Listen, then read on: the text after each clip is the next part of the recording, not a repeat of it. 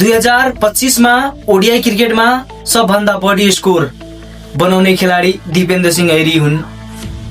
भर सालमा दिपेन्द्र सिंह ऐरीले 293 रन बनाउनु भएको छ ओडिआई क्रिकेटमा र ओडिआई क्रिकेटमा सबभन्दा बढी विकेट एक सालमा हर सालमा ओडिआई क्रिकेटमा 14 विकेट लिनु भएको छ। र टी20 क्रिकेटमा कुरा गर्नुपर्ने कुशल भुर्तेल जो कि अहिले कुशल मामा भनेर चिन्ने गरिन्छ नेपाल टिममा।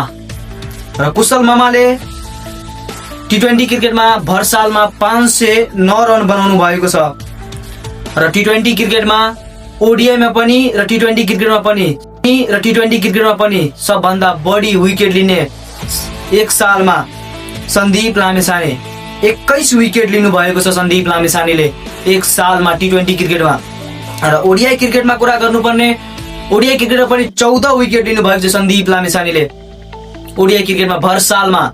नेपाल क्रिकेट संघ क्यान बोर्डले भर सालमा कतिको भ्युज कमाउनु भएको छ र केमा कतिको भ्युज कमाउनु भएको छ।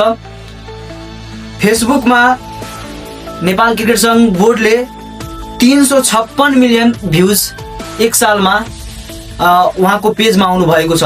356 मिलियन क्यानको पेजमा र इन्स्टाग्राममा 170 मिलियन, ट्विटरमा 4.5 मिलियन र युट्युबमा 21.2 मिलियन।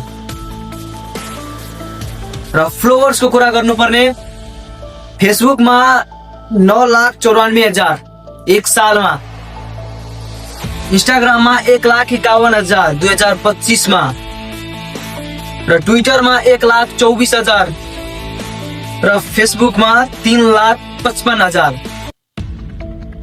यतिको फलोवर्स र भ्युज नेपाल क्रिकेट संघ क्यान बोर्डले एक सालमा